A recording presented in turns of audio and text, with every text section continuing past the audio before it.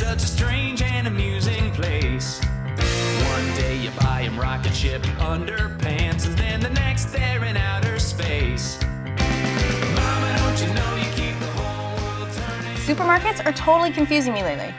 I know, I'm always having to make the decisions.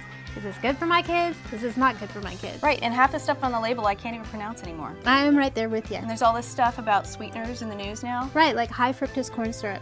Is it better than sugar or worse than sugar? So we've invited Neva Cochran, who is a registered dietitian, to come on the show and shed some light on the subject. Right, so come take a look with us.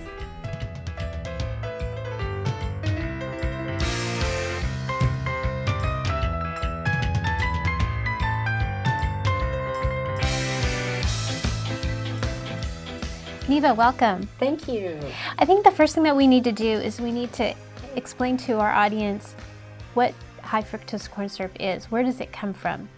Obviously corn. Yes, but high fructose corn syrup is made from corn. It's actually made from corn starch, and it has half fructose and half glucose. Those are two simple sugars. It's almost identical to cane sugar in its composition, and it can be used in all the products that regular cane sugar can be used in. So it's an all-natural ingredient made from corn, no artificial colors or preservatives or additives. So it's just another type of sweetener. and so you actually can find both of those ingredients in cane sugar. So it is the same. It is basically the same. There's Okay. about half fructose and half glucose in cane sugar, the same thing in high fructose corn syrup.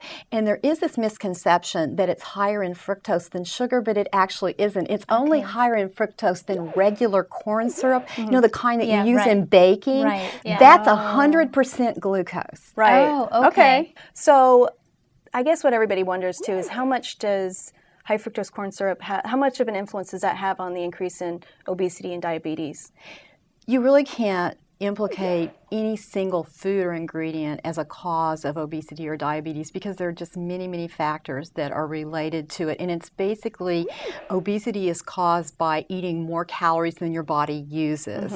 And so it can have to do with how many calories you're burning because people are a lot more sedentary now than they were 30 years ago. True. So people are, not using as many calories, and that's one of the contributing factors. And portion sizes are larger now than they ever were. And so, people may be eating more than they are, but it's hard to just blame it on one food or one ingredient because it's really the what you're doing in your total diet. There aren't good foods and bad foods. There are only good and bad diets. It's how you put it all together. When I was a kid, sugar was a bad word. Sugar was bad. We didn't want to have sugar cereals or anything in the house. She grew up, her mother was a My mom was a bodybuilder. professional bodybuilder, So we did no sugar in her the house. idea of a snack was a rice cake. But anyway, That's go right. ahead. That's true. So what's crazy now is that I'm starting to notice that there's more and more foods. As a mom, and I'm buying the food for my kids now, there's more and more foods that are coming on the market that are saying they're healthy because now they have sugar instead of high fructose corn syrup and it's natural. Well, And my personal opinion is it's sugar. I mean, it's sweetener. It's calories either way, right? It's the same they're thing. both the same. They're just different kinds of sweeteners. One comes from cane, sugar cane. One Right. comes from corn. They're both natural. Right. And they both have the same number of calories. There really is no difference. And what's more important for moms is to think about eating these foods in moderation as part of a balanced diet. Exactly. It includes a variety of foods, fruits, vegetables, whole grains, lean meats, low-fat dairy products. Right. That's the key. Why is high fructose corn syrup so prevalent in the ingredient? I mean, you look at every single label and I was surprised. It is everywhere. Yeah. I mean, Yeah, I what didn't- is the reason for that? Well, 30 years ago, all of these products had sugar. Now, a lot of them have high fructose corn syrup because they're equally as sweet and they contribute the same number of calories, so there's really no difference in the product. However, high fructose corn syrup has some benefits that it gives to these products other than just sweetening them. For instance, in salad dressings and pasta sauce, it reduces the tartness from the acid ingredients. In yogurt or marinades, it helps to enhance the flavor of the fruits and other ingredients in there. It also, in some products, helps to keep the ingredients dispersed so that the flavors are all equal within the entire jar or package of the product. So it really, and it helps browning in baked goods and bread. It more evenly brown the product. So there are a lot of benefits that high fructose corn syrup can give to a product besides increasing the sweetness. So with ADHD and ADD, high fructose corn syrup has gotten kind of a bad rap. What is the truth on that?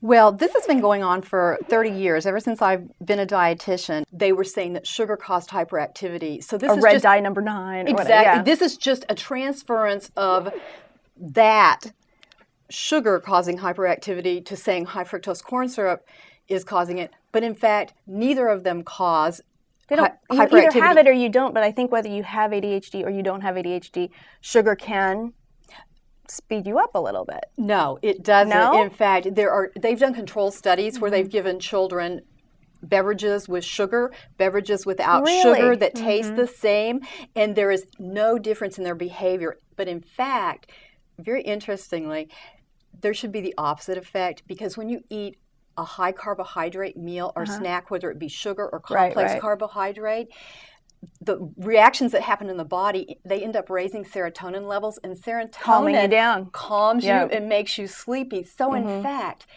technically, it should have the opposite effect. Interesting. When you think about when children are eating a lot of sugar, think about the things: birthday parties, Halloween, Easter candy. They're hyped holidays. up anyway. They are. They are all hyped up, but then they crash. I mean, Right. that used to be our MO when we'd go flying with our small children. We'd give them M&Ms right when the flight took off. They'd be really excited when the flight first took, then they go to sleep.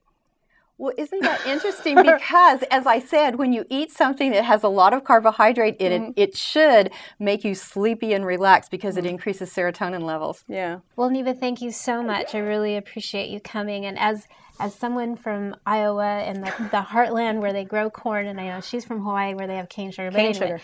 I'm all about promoting, what can help the corn farmers. So thank you so much for coming. Thank you. Mama, don't you know you keep the whole world turning round? You could be a part-time model, but you probably still have to keep your normal job. All right.